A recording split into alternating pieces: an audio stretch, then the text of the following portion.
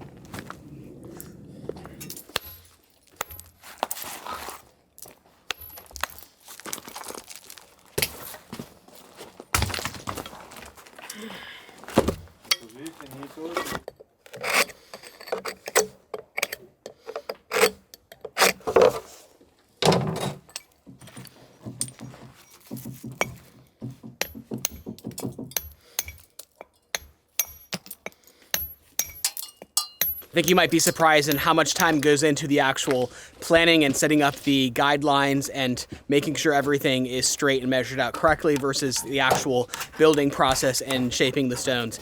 It does take a very long time to make sure that all of your lines are level, make sure the measurements are right, and it takes a lot of patience that I really don't have that much patience for. You can start to see the shape coming to play with this fireplace here.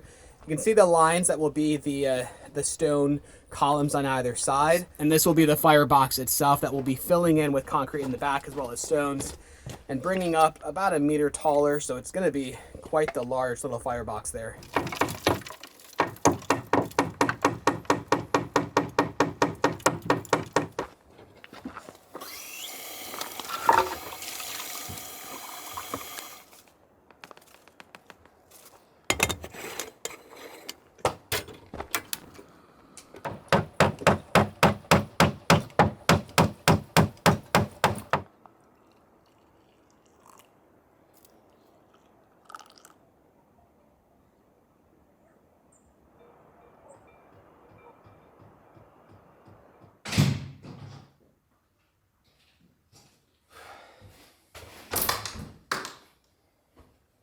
So while there is a lot of work to get done today, I am mindful of our guests that we have coming in just a couple of hours and realizing that this is a proper construction site. I'm not the best at keeping things tidied up, as you probably well know. And I believe she is 97 years old, I think, but I'll find out for sure when she comes. And I want to make sure it's a safe place for her, make sure there's nothing to trip on. So every spare moment I have, I'm trying to clean things up and, try to make things a little bit more presentable as much as possible. I'm especially anxious to see what she thinks about this space right here, this arch that we built. Remember, this was a solid wall that we knocked down quite sketchily, in fact, and then slowly built up this beautiful arched doorway that connects this room, which will be the kitchen, to the rest of the house. And the fact that this is our kitchen in here will be very interesting to her, I'm sure, because this is one of the rooms that they kept the cows or the donkeys. Upstairs was where they kept the hay. And we've really reclaimed this entire house, turning it into a much larger usable home. I don't really plan on having any donkeys or cows living in the house anymore, but it'll be very interesting to see what she thinks.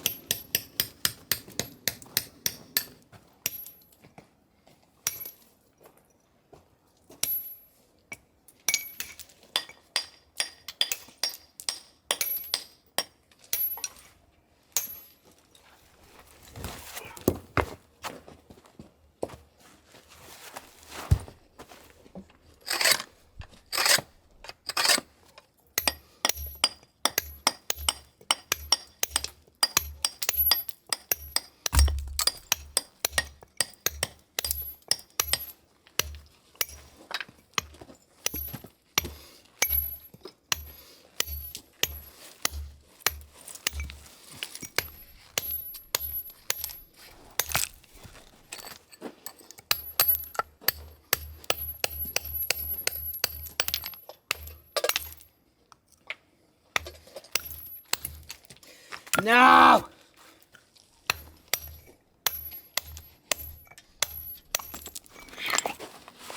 Molto male.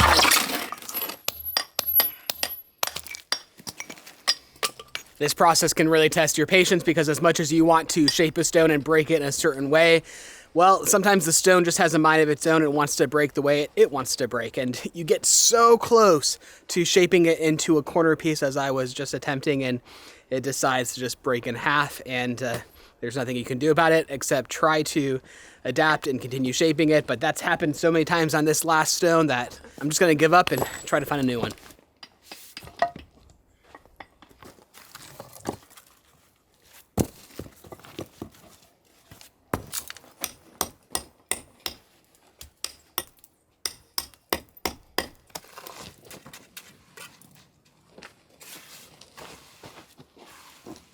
Well, I hope you enjoyed the holiday season. Ours was a little hectic with a lot of extra travel, visiting family and friends, but we loved it. But whenever we're traveling, especially during the winter season, I do have health and our immune system on our mind, but I know we're covered with our daily habit of drinking AG1.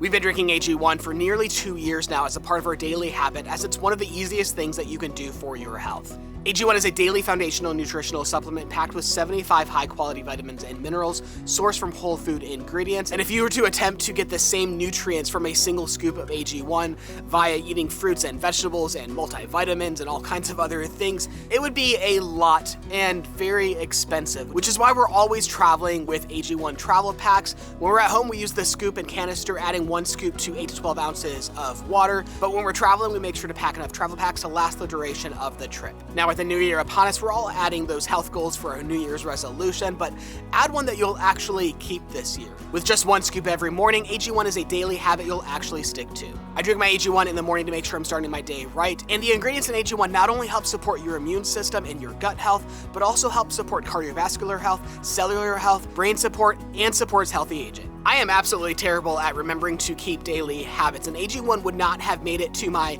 daily routine if it wasn't worth it. So make this the year that you take control of your health. Give AG1 a try. There's a money-back guarantee, so you have nothing to lose. Go ahead, check out the link in the description below, or scan the QR code on screen to get a special offer of 5 free travel packs and a year's supply of vitamin D3 and K2. Thank you so much to AG1 for sponsoring today's video. Now, let's get back at it.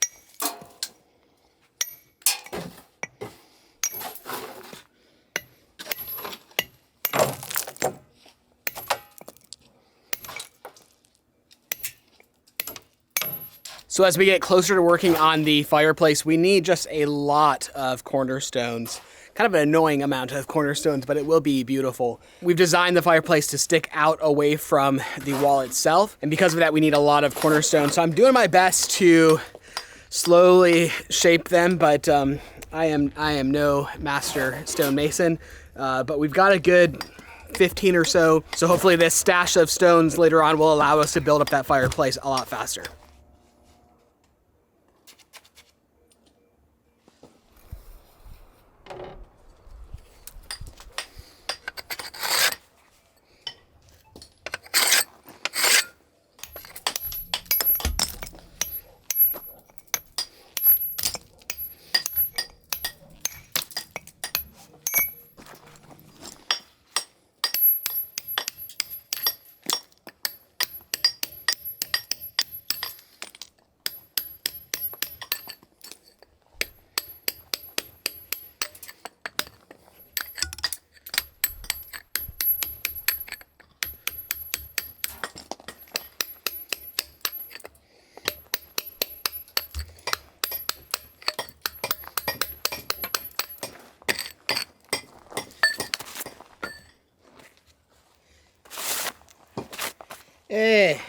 Sono felice con quello.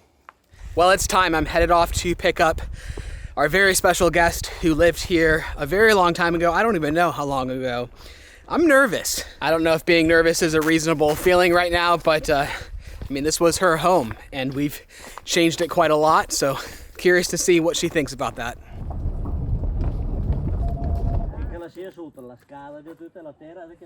Dopo poi sistema qua. Mamma mia, quanto lavoro! Almeno qualcuno lo tiene bene, a me mi fa piacere. Sì. Contenta? Sì. Che bello! La stava come che lì io prima. Facevo un buco! Bello! Hai visto che bello il muro lì? Bello là? Ma l'ha fatto lei? Ha fatto Alessio, anche io. Ma Adesso il grande, una boccia, alle finestre. E poi stilai più, cioè si chiama i basei. Sotto scala, questa è Il Camilla ragazza. Va bene? Vorresti anche, verrebbe anche lei a abitare, ha detto. Adesso, lei qui. va bene. Proprio fa troppo freddo. No, ma cosa è Camillo, c'è la stufa, vedi che sta mettendo dentro la stufa. Ecco. Tutto sta mettendo la stufa, qui c'era bello caldino. Quanto lavoro. Un po'. Tutti lei, poi gli trattai, mia madre. E fai del lusso. Sì. Cambio tutti questi tutti nuovi. C'è qualcuno che ha passione e che vive ancora, capito? Capito? Che Grazie vive ancora mille. tutta la Grazie zona. Lei no, che va Lei qui avanti. ha passato tanto tempo qui, con le mucche, veniva con le mucche, facciava tutto a mano. Ah, a sì, mano, sì. da cima a fondo. Quello Poi- è tanto lavoro. Dopo da giù, Vuoi parlare lei? Sì. Dopo da giù facevo i fasci di fieno, stavo sulle spalle. sulla spalla. Sulla stalla, sì. Beh, no. Ma che lavoro. Allora troppo.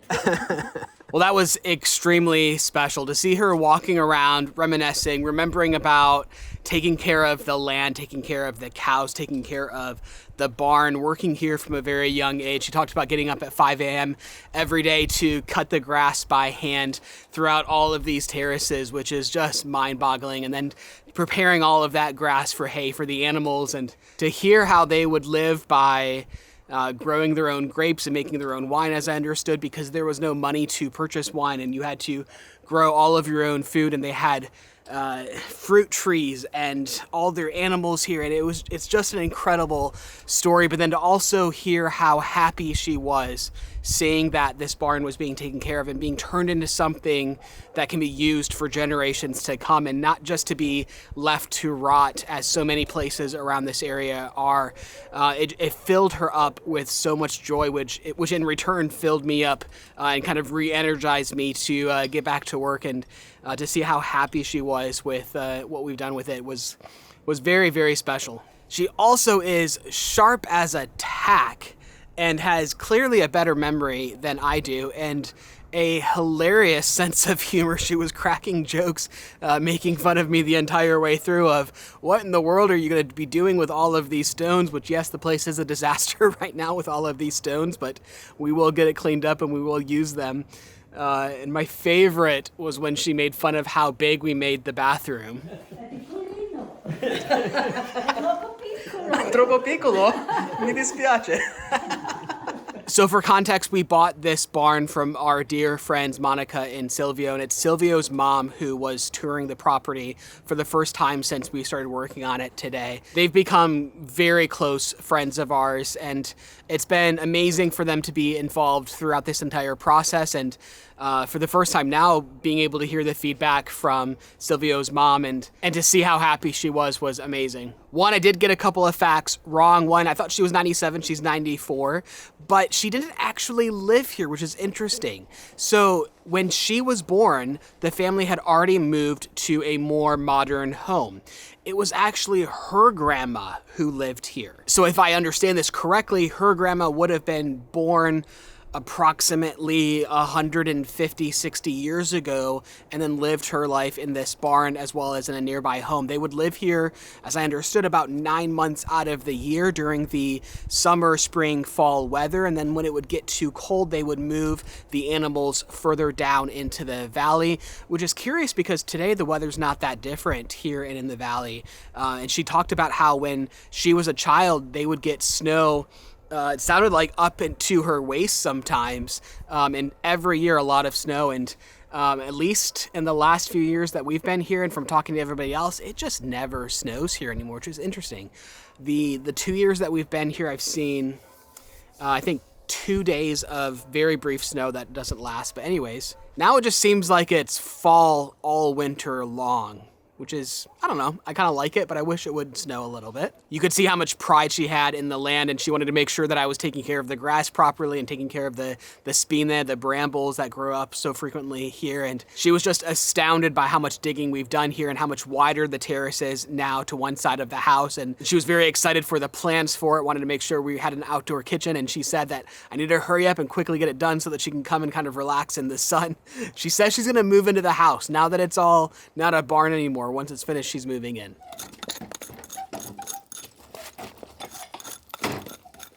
So just like with the pointing process that we did on the inside of the house, there is a bit of a technique to rendering out the finished look of the mortar between the stones. Now, we're doing a much different process here because we actually have aggregate in this concrete mixture that we need for the strength of the wall. And normally when you do pointing, you would only use a very fine sand that does not have aggregate. So as I'm scraping out in between the stones, I'm attempting to kind of roughly remove some of the small stones in here. And then I'll go back over everything once it's dried a little bit longer with a broom to kind of brush and give it a nice brushed, clean look. It's not as detailed of a process as what we did on the inside of the house, but for one, this is an outdoor wall and it looks just as good.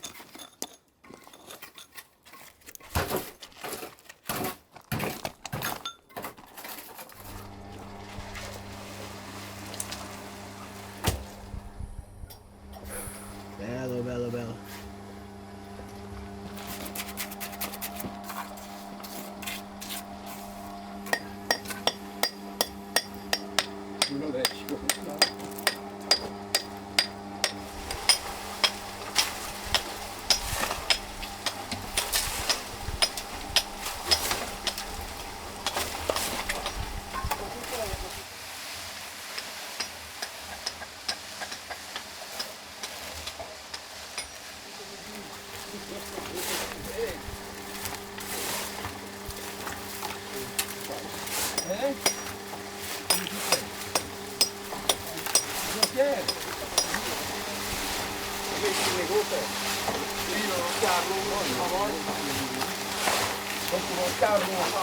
I've been having a lot of fun making these corner pieces, which I'm slowly becoming more and more confident in. I'm quite happy with these guys. This one needs a little bit more work there, but once they're all made, they go up quite quickly. So this entire fireplace is really coming together quite fast.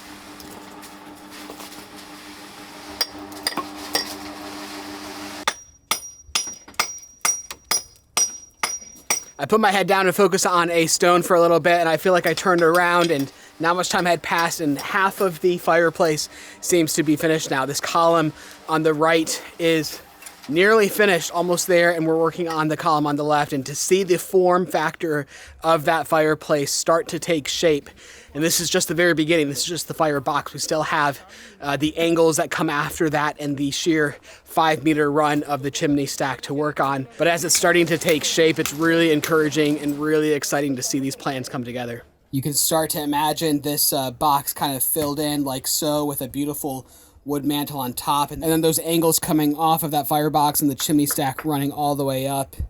It's gonna be just epic. We have the forms all in place, ready for that concrete to go behind those forms. We're gonna fill in behind the forms with concrete, but then face them with fire bricks. So we'll have the stone columns and all of the stone facing on the outside of the firebox. Then on the inside, you'll have the fire bricks. We will have a couple of large, very large stones on the very bottom of it. But I think the contrast between those fire bricks and the stones will be just very nice. So you have these angle stones here, these angle stones here, and just beyond the lip of these stones will be those fire bricks here that kind of outline all of these yellow panels that you see, as well as coming up on top here for the roof of that firebox there.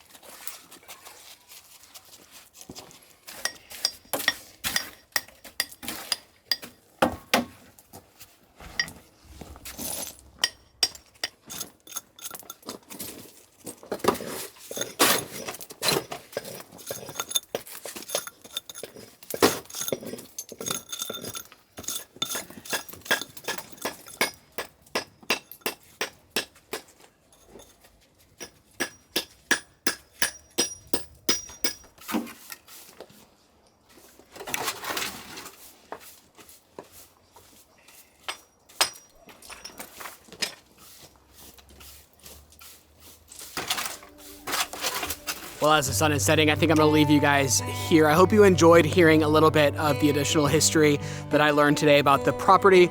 If you have any questions for her, let me know in the comments, and I'll see if I can't do another round of maybe asking her questions and doing a better job of translating those answers for you guys. But make sure you stick around for our next video, because based on where we are right now, I'm pretty sure next week's video will have the most amount of transformation that we will have in this process, and I'm really excited to see that fireplace come together. Thank you so much for watching, and we will see you in our next video.